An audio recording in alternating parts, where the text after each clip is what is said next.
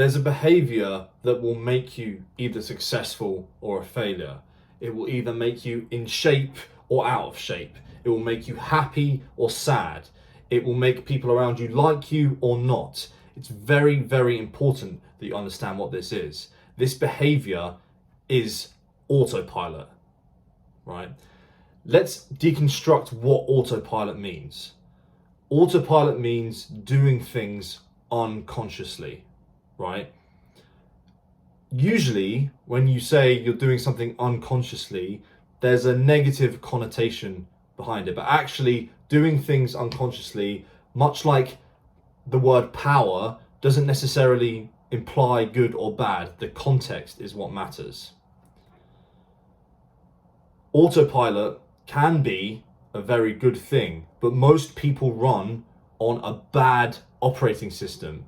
They run on a bad protocol, and therefore it destroys their life. The decisions they make unconsciously, and it compounds and spirals downwards to the point of destructive impact on their life. However, if you understand this, you can harness it and use it to do the opposite, to compound positive and make your life a success. Let me show you this. This is the pyramid of competency. So at the bottom, you can see it says unconscious incompetence. Competence means knowing how to do things, right? Unconscious incompetence means that you're unaware of the fact that you don't know how to do things, right? In plain English. Conscious incompetence, which is the level up from that, is learning that you don't know how to do things. Now you realize that you've been doing things wrong. And by things in this context, we're talking about your own life, doing your life wrong.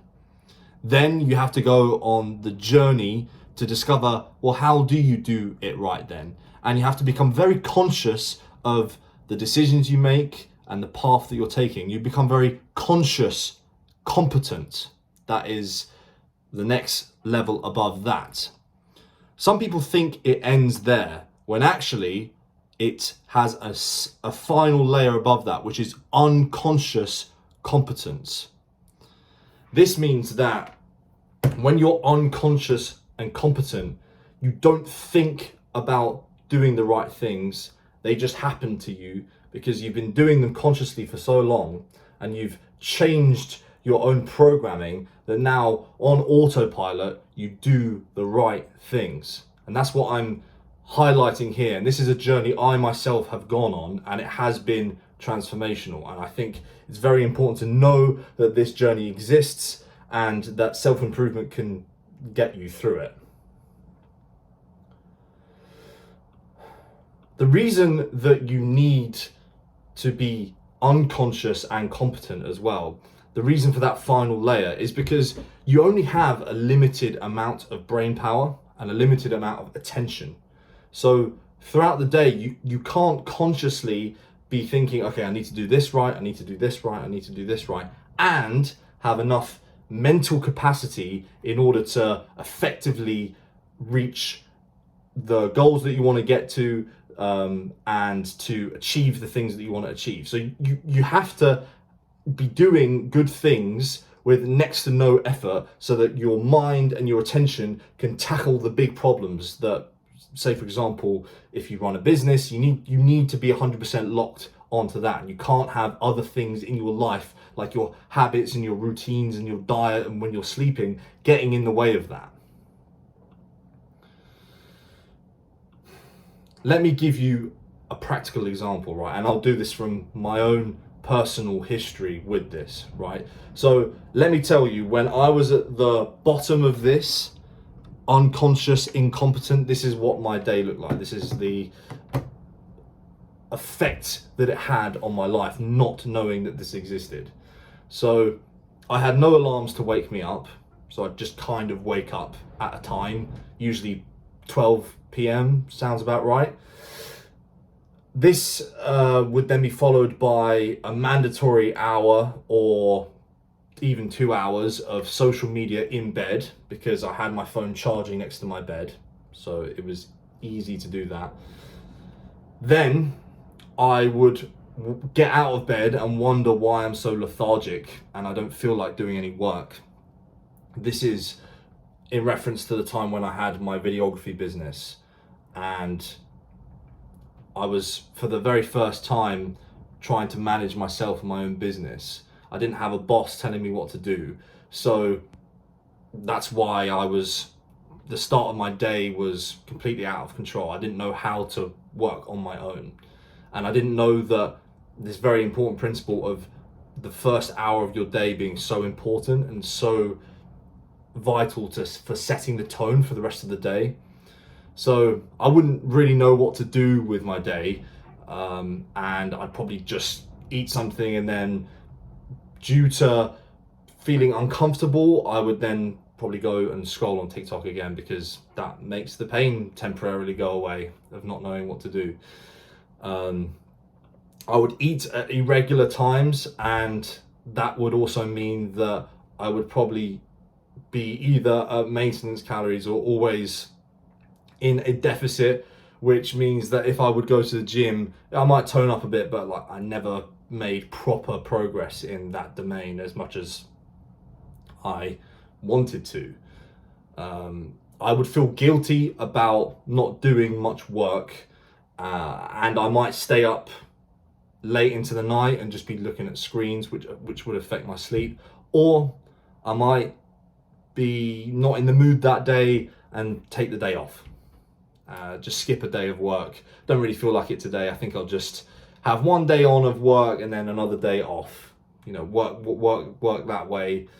And whilst doing that, I'd also be sitting upright in bed like this, with bad posture. Obviously, that is not good for your back. I currently go twice a week to a chiropractor, and I have to spend quite a significant amount of money trying to fix my back, and I think doing that would have definitely contributed to that. Next step that I went along, which is conscious incompetence. So I'm now aware that I'm doing life wrong.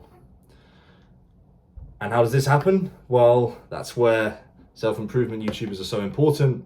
They're really life-changing, and that's why I do this, because the people that did it for me genuinely changed my life. So you've got people like Hamza, First Man, and Tate. Those are just a few to list many that I have watched, and they would say very important things like, you have to work when you don't feel like it. I'd never heard that before. What? You feel like not working and then you work? That was completely alien to me. But yeah, that's why it's so important to hear it come from successful people. You have to focus on good habits like sleep and diet, getting those fundamentals right. That's another, once you realize, oh, okay, yes, now that you've shone a light on that, yeah, I do need to improve in those areas. I didn't realize that not sleeping right was affecting the rest of my day. Look at how life can be if you have discipline. Examples. Look at what my life looks like because of this as well. It's not just, here's where you're incompetent. It's, if you can fix this, here's the reward. Look, very important. This also might be the stage, conscious incompetence. This stage might be where you're at right now watching this channel. And that's why I do these things. I'm trying to help people. So the next step in my journey was conscious competence, right? So highlighting a particular area, let's just say sleep, for example, and let's just focus on sleep for the next 4 weeks. I'm going to watch every video on sleep. I'm going to get a Whoop band and I'm going to track my sleep, and I'm going to make sure this is got right and I'm fully aware of that. And this happens actually in cycles as well. I feel like there's a beginner, intermediate, and an advanced version. If there's some imaginary self-improvement course, there's like beginner is you watch a few videos on it, then you come back a few months later and then you study it for like a week or so, and then you've got advanced and you come back and like spend a prolonged period of time with it. It's not always just, okay, sleep is now done, I'm now competent on sleep. You kind of touch on all topics briefly, and then you go away, come back, and then you touch on everything again in a bit more depth, and you keep doing that on cyclically. But main thing is you work on one weakness at a time. And that's the thing with conscious competence.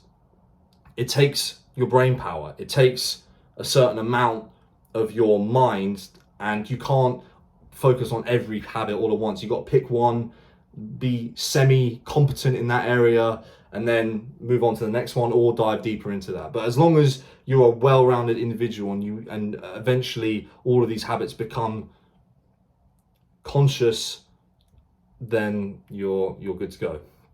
And then the next step I got to is now where I feel like I'm at, which is unconscious competence. Now let me tell you how my day runs compared to how it was.